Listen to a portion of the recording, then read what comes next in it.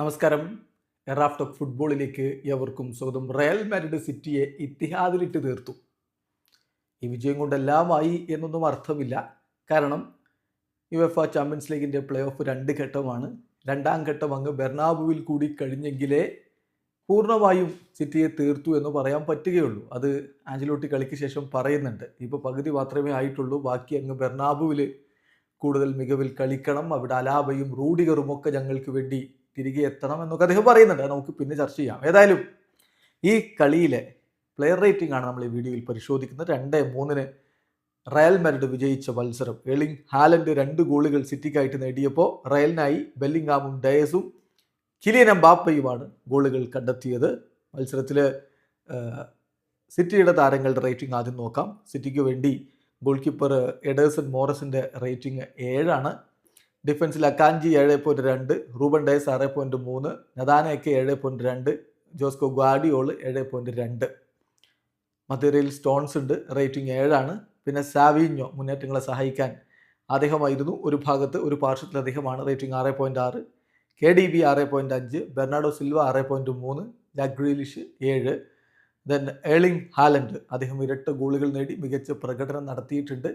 അദ്ദേഹത്തിൻ്റെ റേറ്റിംഗ് 8.3. സിറ്റിയുടെ സബ്സ്റ്റിറ്റ്യൂട്ട് താരങ്ങളുടെ റേറ്റിംഗിലേക്ക് പോയാൽ ഫിൽ ഫോഡൻ, അദ്ദേഹം ഗ്രീലിഷിന് പരിക്ക് പറ്റിയതുകൊണ്ട് 30ാമത്തെ മിനിറ്റിൽ കളിക്കളത്തിലേക്ക് വന്നു, റേറ്റിംഗ് 7.6. റിക്കോ ലൂയിസ് കളിയുടെ 46ാമത്തെ മിനിറ്റിലാണ് വന്നത്, റേറ്റിംഗ് 5.7. മാത്യു കൊവാസിച്ച് കളിയുടെ 61ാമത്തെ മിനിറ്റിൽ കളിക്കളത്തിലേക്ക് വന്നു, റേറ്റിംഗ് 5.9. ഇൽകൈ ഗുണ്ടോഗൻ അവസാന ഘട്ടത്തിൽ 84ാമത്തെ മിനിറ്റിലാണ് വരുന്നത്, റേറ്റിംഗ് 6.2. സാവിയോക്ക് പകരം ഒമർ മർമോഷ് 84ാമത്തെ മിനിറ്റിൽ വന്നു, അദ്ദേഹത്തിൻ്റെ റേറ്റിംഗ് 6.4. ഇനി റയലിൻ്റെ ചുണക്കുട്ടികളുടെ റേറ്റിംഗിലേക്ക് പോയാൽ ഗോൾ കീപ്പർ തിബോട്ട് കോർട്ടുവ 6.8, ഡിഫൻസിൽ Ferland Mendy 6.4, Asensio 6.9, Tchouameni 6.7, Fede Valverde 7.2. ഈ ഡിഫൻസിനെ കുറിച്ച് കളിക്ക് ശേഷം ആഞ്ചലോട്ടി പറയുന്നുണ്ട്, അവർക്ക് തീർച്ചയായിട്ടും വലിയ അഭിനന്ദനങ്ങൾ കൊടുക്കണം, അവരങ്ങനെ ഒരുമിച്ച് ട്രെയിനിങ് പോലും ഡിഫൻഡർമാർ എന്ന രൂപത്തിൽ ചെയ്തിട്ടില്ല, എന്നിട്ടാണ് ഇത്തരത്തിലുള്ള പെർഫോമൻസ് പുറത്തെടുത്തത് എന്ന്. മധ്യനിരയിലെ ബെല്ലിംഗാം 7.6, അദ്ദേഹമാണ് ആ വിന്നർ നേടിയത്. സെബയോസ് 7.4, കമവിംഗ 6.8, റോഡ്രിഗോ 7, മുന്നേറ്റത്തിൽ വിനി ജൂനിയർ 7.4, കിലിയൻ എംബാപ്പെ 7.6. അവരുടെ സബ്സ്റ്റിറ്റ്യൂട്ട് താരങ്ങളുടെ റേറ്റിംഗിലേക്ക് നമ്മൾ പോവുകയാണെങ്കിൽ കളിയുടെ 81ാമത്തെ മിനിറ്റിൽ ലൂക്ക മോഡ്രിച്ച് കളത്തിലേക്ക് ഇറങ്ങി, സെബയോസിന് പകരം, റേറ്റിംഗ് 6.7. റോഡ്രിഗോക്ക് പകരം 84ാമത്തെ മിനിറ്റിൽ ബ്രൈൻ ഡയസ് വന്നു ഗോളടിച്ചു.